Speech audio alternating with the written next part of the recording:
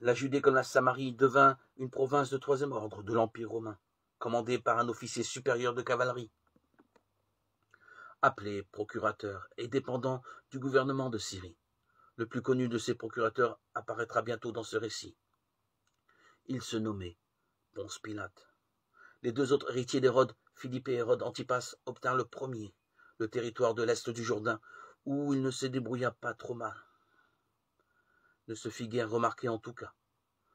Le second, la Galilée, avec le titre de Tétrarque, vice-roi si l'on préfère.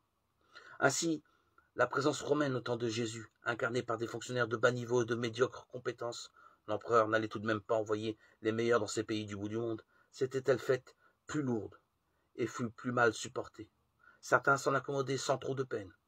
Il se trouve toujours des gens pour accepter ce qui paraît inévitable, découvrir des vertus aux puissants et commercer avec eux.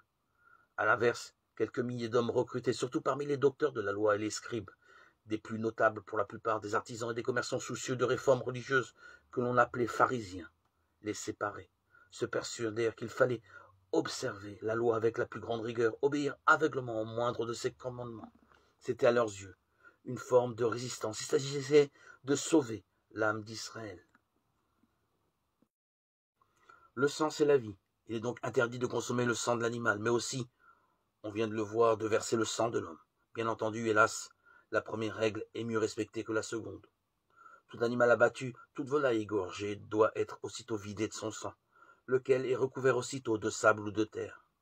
Ce qui en subsiste dans le corps de la bête est ensuite évacué par immersion dans l'eau. Une bassine est prévue à cet effet.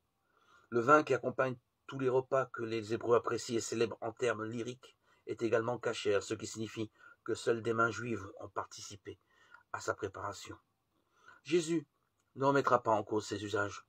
On trouve dans les Actes des Apôtres le récit d'une curieuse vision de Pierre qui le confirme. Une grande nappe nouée aux quatre coins descend du ciel, chargée de tous les quadrupèdes et les reptiles, tandis qu'une voix commande à l'apôtre de manger. À quoi il répond, toujours en songe, « Oh non, Seigneur, car je n'ai rien mangé de souillé ni d'impur. » Ce qui permet de penser que Jésus, dont il partagea bien des repas, suivait en général les mêmes règles. Ce n'est pas surprenant. Il avait été entraîné à les observer.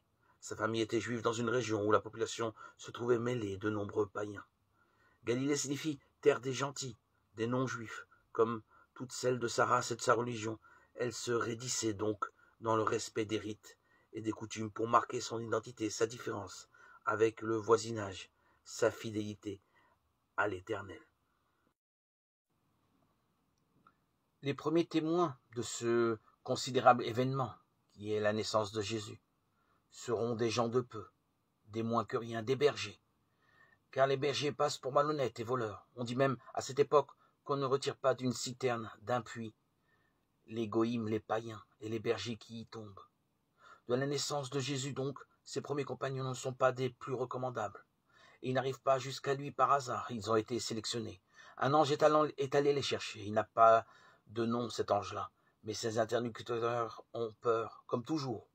Il les rassure, comme toujours aussi, et leur annonce la naissance d'un sauveur. Suivent, selon le processus classique, la preuve. Vous le reconnaîtrez à ce signe. C'est un nouveau-né enveloppé de l'ange qui gît dans une mangeoire, et enfin, la prière. Mais c'est une cohorte d'anges, une troupe nombreuse de l'armée céleste, qui la chante.